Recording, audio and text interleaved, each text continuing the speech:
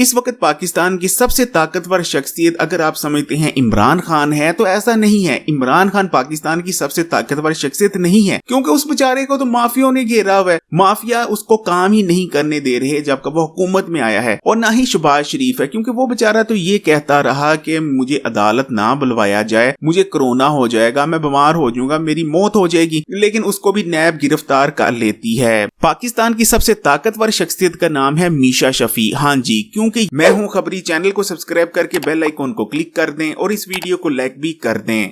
ये औरत तकरीबन 2 साल पहले अली जफर पर इल्जाम लगाती है कि अली जफर ने भरी महफिल में इसे एक दफा नहीं बल्कि कई दफा हैरस किया, गैर मुनासिब हाथ लगाए, जिसके बाद ये औरत हैरस हो गई। Meesha Shafi me too campaign के जरिए अली जफर पर ये इल्जाम लगाती है और मीशा शफी के इल्जाम लगाते ही पूरी दुनिया में, पूरे पाकिस्तान में अली जफर पर उंगलियां उठने लग जाती हैं। फिर चाहे काठे लिबरल्स हों या मोमबत्ती वाले, पूरे पाकिस्तान में अली जफर का ये लोग जीना हराम कर देते हैं। अली जफर को जो एड्स मिले होते हैं, जो प्रोजेक्ट्स मिले होते हैं, वो अली जफर से वापस ले लिए जाते हैं और इस शख्स का कैरियर मुकम्मल तौर पर खत्म करके रख दिया जाता है। बेचारा अली जफर इन तमाम चीजों को झेलने के बाद इतना टूट जाता है कि बेचारा टेलीविजन पर आता है और बेसाख्ता रो देता है। बेचारे से अपने आंसू नहीं रोके जाते। अली जफर की जानिब से इस मामले को अदालत में लेकर जाया जाता है और केस तकरीबन 2 साल होने को आए अभी तक चल रहा है, लेकिन तकरीबन 1 साल से मीशा शफी अदालत में पेश ही नहीं हुई। ये बहाना बनाया जा रहा है मीशा शफी की जानिब से कि कोरोना फैला हुआ है और अगर मैं अदालत आऊंगी तो मुझे इन्फेक्शन हो जाएगी। लेकिन इसी दौरान मीशा शफी कोक स्टूडियो जाती है और गाना रिकॉर्ड करवाती है। इस दौरान मीशा शफी को कोई इन्फेक्शन नहीं आन लेती। तो इन तमाम चीजों को देखने के बाद किसी किस्म का कोई शक ही बाकी नहीं रहता कि पाकिस्तान की इस वक्त सबसे ताकतवर शख्सियत मीशा शफी है। असल में हम पाकिस्तानी कौम का सबसे बड़ा मसला ये है कि हमें जानते बूझते एक साजिश के चलते कंफ्यूज करके रखा गया है। फिर चाहे काठे लिबरल्स हों या राइट विंगर्स,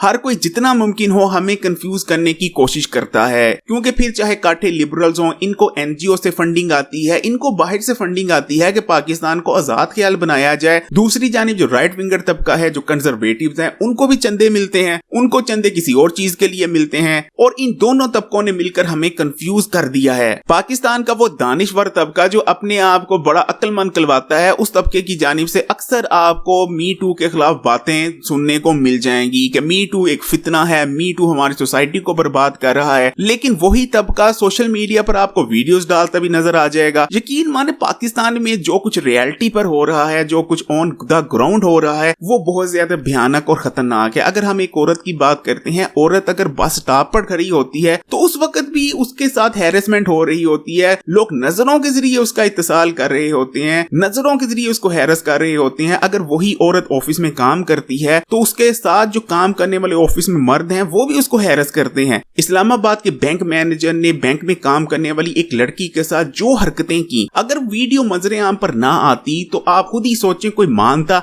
कि बैंक मैनेजर ने औरत के साथ इस किस्म की शर्मनाक हरकतें ऑफिस में खड़े होकर सबके सामने की होंगी? कोई नहीं मानता। और फर्ज करें वो औरत अगर पुलिस स्टेशन जाती और पुलिस स्टेशन में ये कहती कि बैंक मैनेजर मेरे साथ इस किस्म की हरकतें कर रहा है, तो यकीन माने पहले तो पुलिस वाले मानते ना, उसका मजाक उड़ाते, गंदे गंदे सवाल उस औरत से किए जाते और आखिर में नतीजा कुछ भी ना निकलता। और यही चीज इस वक्त रियलिटी बनी हुई है। हमारा इस वक्त जो सिस्टम बन चुका है वो कभी भी मजलूम के साथ नहीं खड़ा होता, बल्कि वो जालिम का साथ देता है। इसलिए अगर कोई औरत हिम्मत करके सोशल मीडिया पर अपनी बात रखती है कि फलाने शख्स ने उस वक्त मेरे साथ ये हरकतें की, इस तरह मेरा इत्तेसाल किया, इस तरह मेरे साथ किया गया, तो इसमें कोई गलत बात नहीं, क्योंकि हमारा तो सिस्टम इंसाफ देने को तैयार ही नहीं। एक स्टडी की गई है जिसमें यह बात सामने आई है कि मी टू कैंपेन के आने के बाद पूरी दुनिया में औरतों के साथ जो इत्तेसाल हो रहा था, उनके साथ गैर अखलाकी, उनकी मर्जी के खिलाफ हरकतें की जा रही थी, उनमें तकरीबन 5% कमी आई है। क्योंकि लोग डरते हैं कि अगर हम आज किसी के साथ ये सब कुछ करेंगे तो वो कल उठकर हम पर इल्जाम लगा देगी, हमारी क्या इज्जत रह जाएगी। इसलिए सिर्फ मी टू कैंपेन की वजह से पूरी दुनिया में इस किस्म के 5% वाकयात कम हो रहे हैं पहले की निस्बत। तो कैसे हम मी टू को फितना करार दे सकते हैं? असल में मी टू फितना नहीं, बल्कि हमारे मुल्क में जो कानून की पासदारी नहीं है, कानून ताकतवर नहीं है, वो सबसे बड़ा फितना है। इसलिए अगर आपको कोई ये कहता है कि मी टू तो फितना है, मी टू के जरिए हमारी सोसाइटी को धर्म भरम करने की कोशिश की जा रही है, तो उससे ये पूछें कि इस किस्म की जब कोई वीडियो मंजर आम पर आती है, जैसे इस्लामाबाद बैंक मैनेजर की वीडियो मंजर आम पर आई थी, तो उसके बाद ही हम औरत की सच्चाई को क्यों मानते हैं कि औरत के साथ ये तमाम चीजें होती हैं, उसके बाद ही वो मैनेजर क्यों गिरफ्तार होता है, उससे पहले क्यों नहीं होता। उससे पहले अगर वो औरत चली जाए तो उसकी कोई बात सुनेगा? नहीं सुनेगा। इसलिए अगर मी टू फितना है तो इस किस्म की जो वीडियोस आती हैं जो इन जैसे लोगों को एक्सपोज करती हैं वो भी फितना हुई।